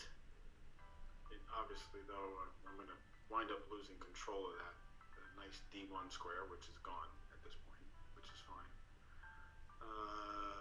So bishop's under attack. Got to move it. There's no place to put it. There's no checks I can get out of this. So real quick, checks. No checks. Captures. Yeah, I could take, but no, that's a loser. Why would I do that? That's the only capture I have. Attacks. I could change one attack for another. I could come all the way back, which I don't like because knight coming here just attacks the bishop that would be there. I don't like that. And the bishop would only be protected by the king. If the bishop comes here, at least he can then drop back. Here drops back and owns that long diagonal. So that looks like the most likely place to put the bishop. And of course, I could come here. I could come here. So I drop it back here. No, you just get what you want. That doesn't help me. I'd rather put something where there's still some pressure. If I come here, you push the other pawn. I come back here. Yeah. Okay. So 3 candidate moves. They all have to be the bishop as far as I'm concerned because I don't see anything else that makes sense. From a move perspective, I get the bishop out of harm's way, so there. All right. I'm asking my chat, but did you ever consider rook to e8? I looked at it real quick, but I said, it's protected by the pawn, but of course, hadn't thought about it. That's a great, I like that.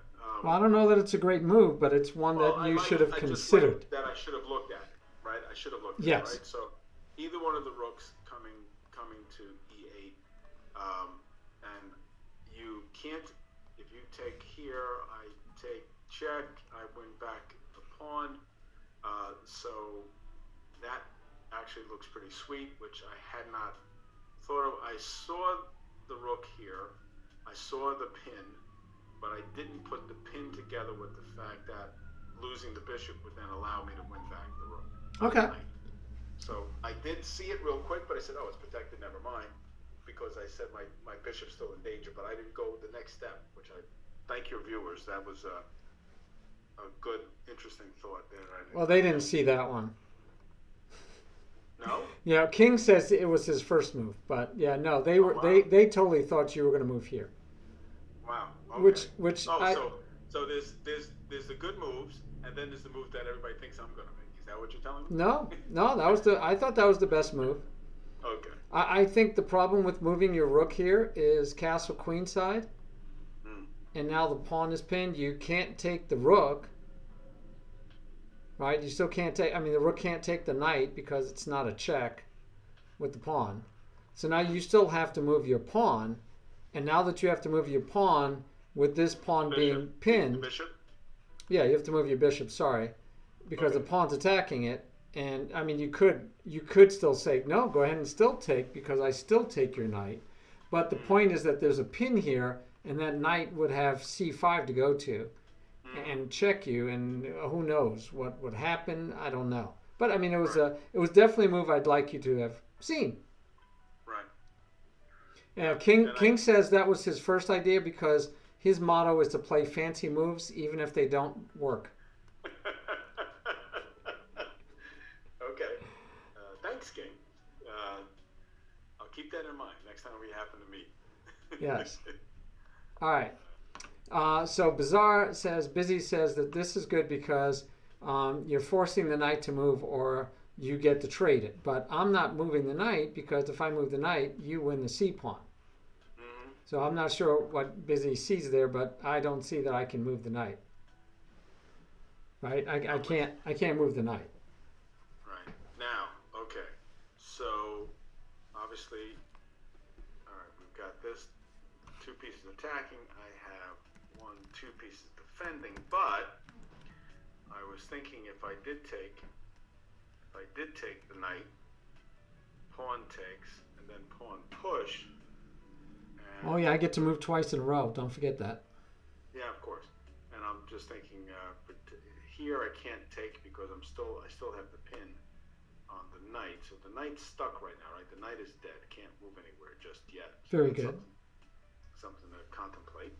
Um, I could bring out one of the rooks and put two pieces attacking there. That's a possibility.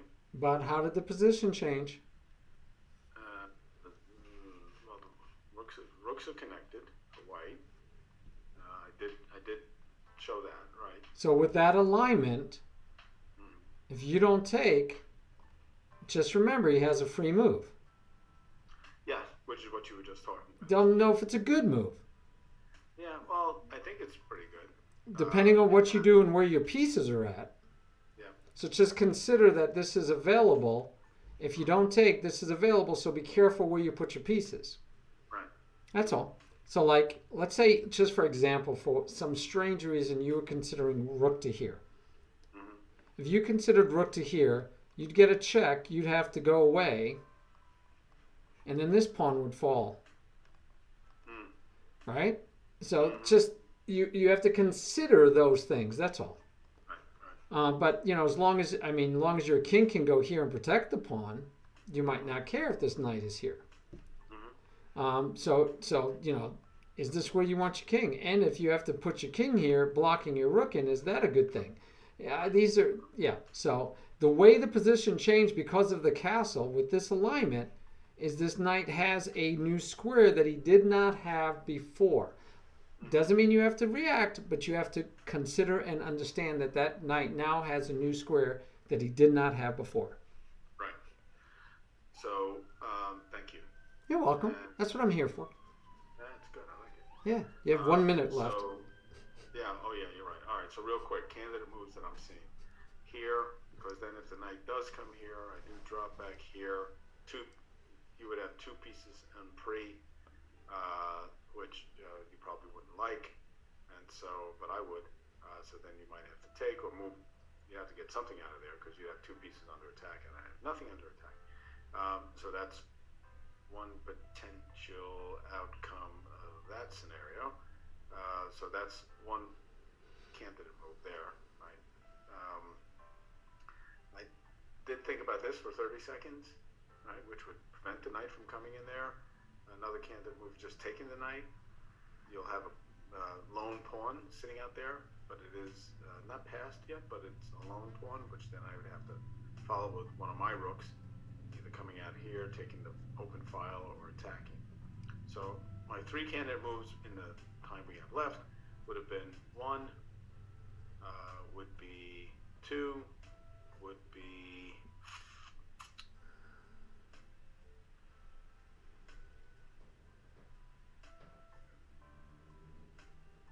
three. Okay. One, So two, three. One, two, three. One, two, three. and for me, Busy says one of his would have been here. So for me, the thought process would be, if I take, pawn takes back, how do I like this endgame? Because he could trade here, and I could take back with the king, and it's going to be a rook endgame. He'll have an isolated pawn. We'll have 2 against 2. We'll have 4 against 4. But is this isolated pawn going to be a super weakness for him or not, right? And so that would be the consideration. And if he doesn't trade with this pawn here, is this an open board where his bishop is going to have a lot of opportunities? And if it is, I got to try to lock out those opportunities, because eventually, if he doesn't trade, this is going to be a great square for my knight. So I got all those are the thoughts that I'd be trying to decide on. That's all. And it'd be an interesting game for us to look at and see, like, you know, even I kind of like this move, because if he takes, I'm okay. I want my king up here blockading. There's only one open file, and I'm going to be able to fight for that open file.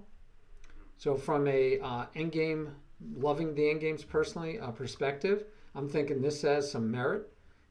You know, he might even try that, but I can go here. He can't really go there because he can, but I get to chase him away. And so the question is, but if he takes, you know, now how do I get through? How does he get through? Because if I'm him, I'm going to fight for the open file. He can't take because I get to take back and I win the open file because his king is way over here. So he can't win the open file that way. I can get my rook here. Yeah, it's going to be an interesting game. I could start pushing possibly. Yeah, why not? Yeah, it's going to be an interesting endgame. Good. Okay. Listen, thank you, brother. This has been, I think it's been helpful for me. Good. I appreciate the time and the effort. And so I liked your thinking. I liked what you did. The only thing that I would say that I do differently than you, right, for you to get to where I am now, part of it is I saw some things you didn't, but that's because of I recognized some patterns and some possibilities that you didn't recognize. So I saw some things you didn't see, and that you could definitely train your brain, right, to see different things. And then the only other thing is that I see them faster. So the critical thing is that I see them faster. The other thing would be that you want to see more things and I need to see more things than I'm seeing, right? If I played a 2400 person, they're seeing things I don't see. Okay? All right. Thank you very much. Thank you. We'll Enjoy talk the rest of your weekend, to you and to everybody. Hey, thank you very much. It's great seeing you. As always. All right. Adios. Yeah. All right, guys, that was a great lesson. Really enjoyed it. And if you guys have any questions, let me know. But we are going to go find someone to raid. Our lessons are usually an hour and a half on these days, and this one went all the way to 2 hours. And so my brother's a big football fan. He loves watching pro and college, but he's a big pro fan. So he watches, he's a Jet fan. So, you know, I know, don't hold it against him. But he's a Jet fan. Let's see. Jerpuff's online. D1 disabled. He was on my stream. He might still be, but he's got one viewer, man. He's only got one viewer. Jerpuff has 2. I don't know. I don't even know if Busy, did Jerpuff rejoin the streamers community? Is she in? But I take it both of these guys are in, right? I need to redo my follows based on our new stream. Guys, we had to change our name, and we went back and took a look back at what we're doing and how we're doing it. So we had to make some decisions there. So we had to change the name because of some things in Germany. The NSU abbreviation didn't work. So we modified it, right? And so we changed the name. Yeah, we don't allow URLs, but you could just tell us their name. If you got somebody that you're trying to suggest, guys, welcome, by the way. don't know Ozul, and I don't know Wizd, but welcome, welcome. Yeah, I need to redo my follows. I definitely need to redo my follows. But Jerpuff, you said, is in, and I'm pretty sure D1 is in, right? I don't know if he's still in our stream. He's even still in the stream, guys. So he's still in the stream while he's playing. So we got to rate him, right? I mean, he's still checking up on us every once in a while. You guys go out and check him out.